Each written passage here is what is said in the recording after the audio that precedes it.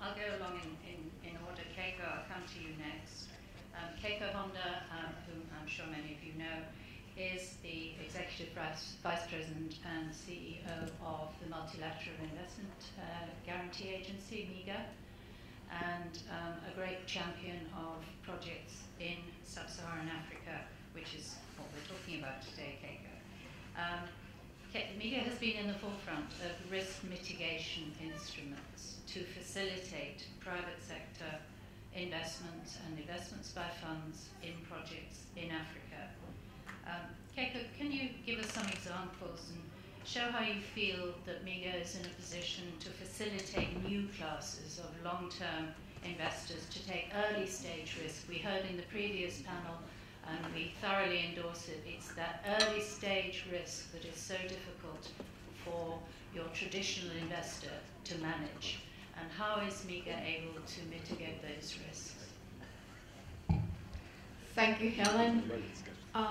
MIGA is the youngest agency among the World Bank Group, and we provide the two products. One is political risk insurance, another one is a credit enhancement. Through the political risk insurance, we mitigate the risk of transfer conversion, civil disturbance, expropriations, and a breach of contract of the government or government-related entity. Well, I think in South Africa, I understand 882 million people living, but power generation capacity is only 68 gigawatts, which is 75% of that of Spain. In addition, 65% of those 67 gigawatts resides in only one country, which is South Africa. I personally think Africans deserve better. As Helen, you kindly introduced, we've been supporting private investors coming into African continent, not only in South Africa, but Kenya, Cote d'Ivoire, Cameroon, and so forth. But I think one thing we, as a World Bank Group, along with the other multinational development banks, try to do is increasing the private investment from billions to $1 trillion. To do so, what really need? What's really actually needs to excite private investors to come in here? I think one of the key is the risk mitigation. Well, to increase from the billion to trillions, we need to expand the types of the private investors. At this moment, what we actually, what at least I'm seeing is investors coming into South Africa is either very, very savvy equity investors or the very large multinational commercial banks.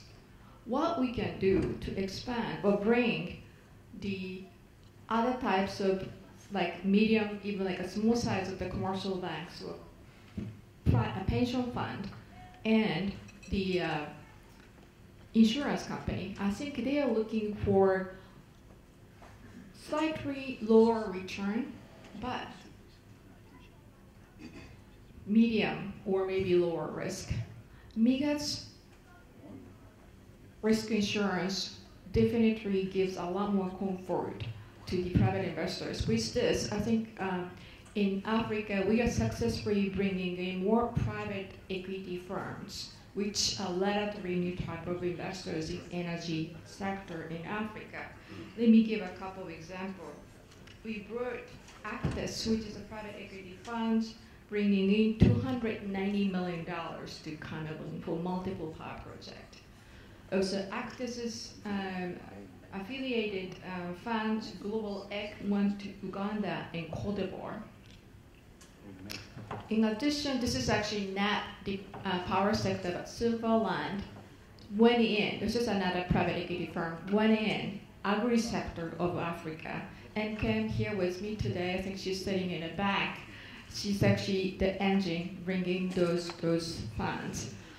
I think we really have to think about more risk mitigants, probably including different sets of investors taking different stages of the risk. Construction phase risk is higher than operational time. So can we actually slice the risk and then structure the different way. But I also have to tell you one important thing. Bertrand Badre and my colleague sitting here a couple of panels before was telling, it's not really easy to make it happen. Yes, those risk mitigants have to be market tested, and then that takes a longer time. MIGA happened to have 27 years record of successfully mitigating risk.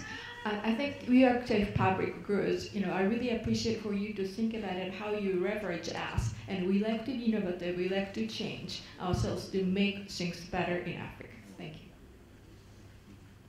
Thank you very much, Keiko. Stirring stuff.